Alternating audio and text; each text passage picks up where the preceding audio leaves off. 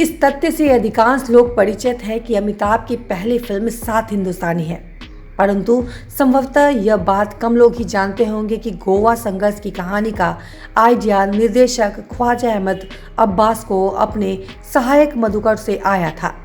मधुकर उन्हें अपनी ट्रैकिंग के दौरान की रोमांचक बातें बताते थे कि कैसे वो अहिंसक कमांडो के साथ रास्ते में आने वाले हर पुलिस स्टेशन पर तिरंगा फहराते थे।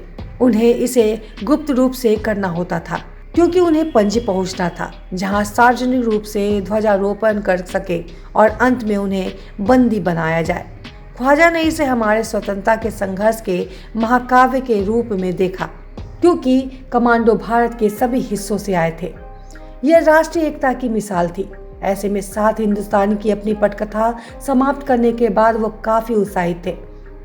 उन्होंने फिल्म में मधुकर की वास्तविक जीवन की सहायक कहानी के मूल कमांडो के बजाय घटाकर 7 कर दिया था। 7 करने के पीछे उनका मानना था कि पौराणिक है। दरअसल इंद्रधनुष में 7 रंग है। कोई भी हिंदू विवाह यज्ञ की 7 परिक्रमा के बिना पूरी नहीं की जा सकती।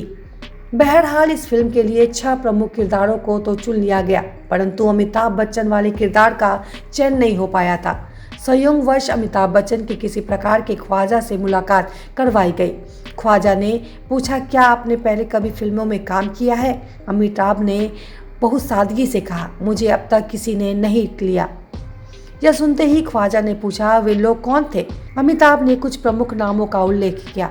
ख्वाजा ने फिर पूछा, उन्होंने आपके साथ क्या गलत पाया?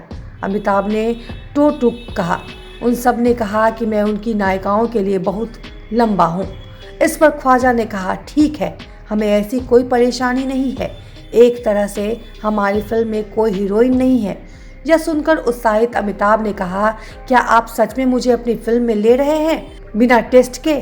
इसका जवाब ख्वाजा ने इस रूप में दिया कि पहले वो उनका किरदार तय करेंगे, इसके बाद उनका पारिश्रमिक भी तय होगा।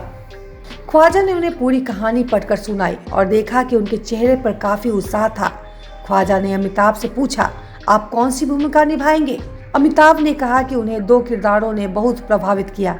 फिर अंत में उसी दोनों में से एक किरदार तय हुआ।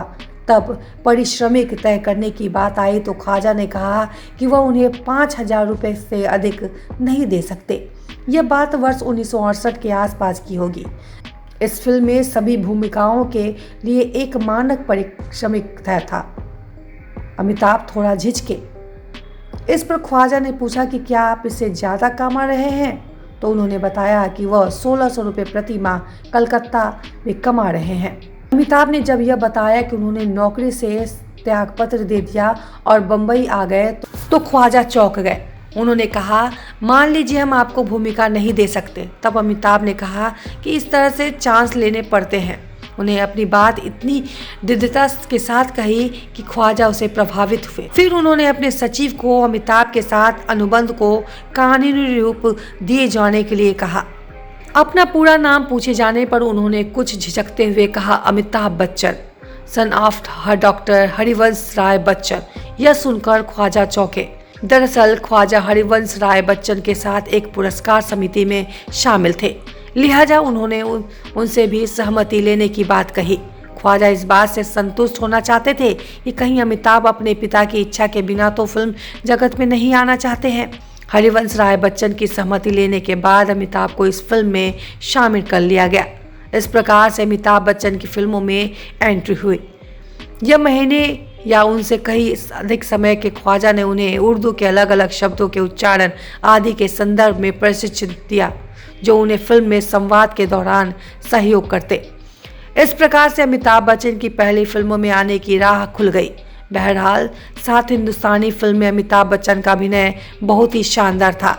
इस फिल्म ने राष्ट्रीय एकता पर सर्वश्रेष्ठ फिल्म का राष्ट्रीय पुरस्कार भी जीता था।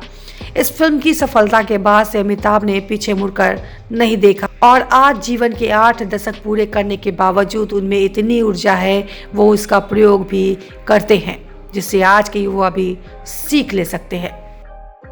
न्यूज जंक्शन में आपका स्वागत है। News junction entertainment YouTube channel पे आपको भोजपुरी जगत के साथ साथ बॉलीवुड की ताजा रोमांचक खबर देखने सुनने को मिलेगी। क्रिकेट की दुनिया, पॉलिटिकल पार्टी के साथ साथ देश विदेश की खबरें यहाँ आपको देखने के लिए मिलेंगी। इस चैनल को सब्सक्राइब करना न भूले। अगर हमारे चैनल के वीडियो के लिए कोई सुझाव है तो आप email कर सकते हैं radharani184@gmail.com पर।